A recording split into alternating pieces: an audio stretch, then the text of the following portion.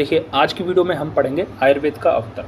देखिए काफ़ी स्टूडेंट्स को कन्फ्यूजन रहता है कि आयुर्वेद का अवतरण कैसे हुआ। तो देखिए आयुर्वेद के अवतरण के लिए अलौकिक परंपरा और लौकिक परंपरा दो परंपराएं आती हैं।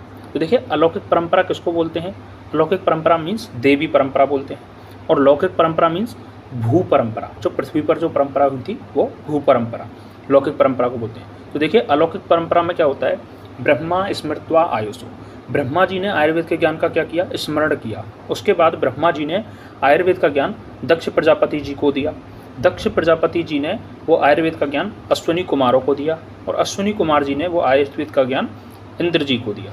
तो ये रहा था देवी परंपरा का क्रम, ये अलौकिक परंपरा का क्रम रहा। देखिए फिर आत्रेय परंपरा आती है, इसके अकॉर्डिंग यहाँ से भू परंपरा स्टार्ट होती है। देखिए इंद्र जी ने आत्रेय परंपरा के अकॉर्डिंग आयुर्वेद का ज्ञान भरद्वाज मुनि को दिया। भरद्वाज मुनि जी ने आयुर्वेद का ज्ञान आत्रेय पुनर्वसु जी को दिया, और आत्रेय पुनर्वसु जी ने आयुर्वेद का ज्ञान अपने 6 शिष्यों अग्निवेश, भेल, जतुकर्ण, पाराशर, हारित और क्षार प्राणी को दिया। तो ये है चरक संहिता के अकॉर्डिंग, आत्रेय परंपरा के अकॉर्डिंग आयुर्वेद का अवतरण। तो देखिए इसमें जो अग्निवेश जी आते हैं, अग्निवेश जी आते हैं, उनका क्या है? प्रथम तंत्रस्य कर्ता अग्निवेश मीन्स तंत्रकर्ता, जिन्होंने पहले तंत्र की रचना की वो कौन है? अग्निवेश हैं। फिर देखिए अग्निवेश जी का जो तंत्र था उसका प्रतिसंस्करण किसने किया? आचार्य चरक ने किया।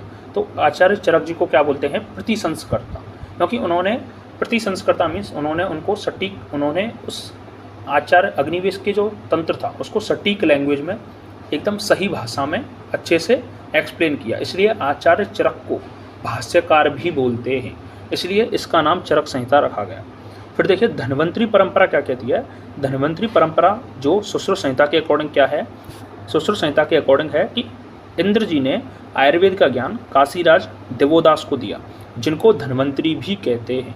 और काशीराज देवोदास यानी धन्वंतरी जी ने आयुर्वेद का ज्ञान किसको दिया? सुश्रुत जी, औपदनेव, वैतरण, औरभ्र, पोषकलावत, करवीर, गोपुरक्षित और भोजई, इन सभी को आयुर्वेद का ज्ञान दिया। ये है धन्वंतरी परंपरा के अकॉर्डिंग आयुर्वेद का अवतरण।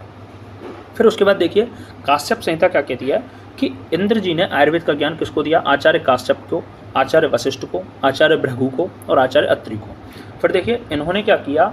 इन्होंने अपने अपने शिष्यों को दे दिया आयुर्वेद का ज्ञान। आचार्य काश्यप ने अपने शिष्यों को दिया और आचार्य वशिष्ठ ने अपने शिष्यों को दिया, इस तरीके से। फिर देखिए भास्कर संहिता क्या कहती है कि आयुर्वेद का अवतरण कैसे हुआ? पौराणिक परंपरा के अकॉर्डिंग माना है भास्कर संहिता ने कि ब्रह्म वैवर्त पुराण से आयुर्वेद का ज्ञान दक्ष प्रजापति जी को आया। दक्ष प्रजापति जी ने आयुर्वेद का ज्ञान किसको दिया? भास्कर जी को दिया, और भास्कर जी ने आयुर्वेद का ज्ञान अपने 16 शिष्यों को दिया। तो ये हो गया पौराणिक परंपरा। फिर देखिए वाग्भट संहिता, फिर आती है वाग्भट संहिता। तो देखिए वाग्भट संहिता क्या होती है? अष्टांग संग्रह, अष्टांग हृदय और भाव प्रकाश, इन तीनों के अकॉर्डिंग आयुर्वेद का अवतरण एक ही है, अष्टांग संग्रह, अष्टांग हृदय और भाव प्रकाश। तो देखिए अष्टांग संग्रह जो है वृद्ध भागवत ने लिखा है, अष्टांग हृदय लघु भागवत ने लिखा है, और भाव प्रकाश संहिता भाव प्रकाश जी ने लिखा है। तो देखिए इनके अकॉर्डिंग क्या है? इंद्र जी से आयुर्वेद का ज्ञान भरद्वाज मुनि जी को आया, फिर भरद्वाज मुनि जी ने आयुर्वेद का ज्ञान आत्रेय जी को दिया, और आत्रेय जी ने आयुर्वेद का ज्ञान अपने 6 शिष्यों को दिया। तो इनके अकॉर्डिंग ये है सीक्वेंस आयुर्वेद का अवतरण का। फिर देखिए उसके आगे क्या होता है कि गुणगणना के आधार पर संहिताओं का एक्सप्लेनेशन आया है। गुणगणनाओं के आधार पर संहिताओं का एक्सप्लेनेशन क्या आया है? देखिए सबसे पहला क्वेश्चन तो यह है कि संहिता कैसे कहते किसे हैं? संहिता कहते हैं जो बिखरे हुए मंत्रों को क्या है? समावेशित करता है। बिखरे हुए मंत्रों को क्या करता है? समावेशित करता है, एक तरीके से समराइज करता है चीज़ों को, तो वो होती है संहिता। फिर देखिए गुणगणना के आधार पर आचार्यों ने 2 संहिताएं बनाई, बृहत्त्रयी और लघुत्त्रयी।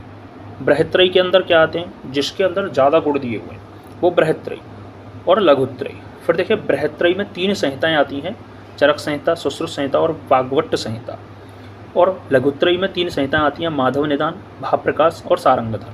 तो ये छोटी छोटी सी बातें आपको पता होनी चाहिए फर्स्ट ईयर के लेवल पे। तो फिर देखिए वाग्भट संहिता में के अकॉर्डिंग क्या है?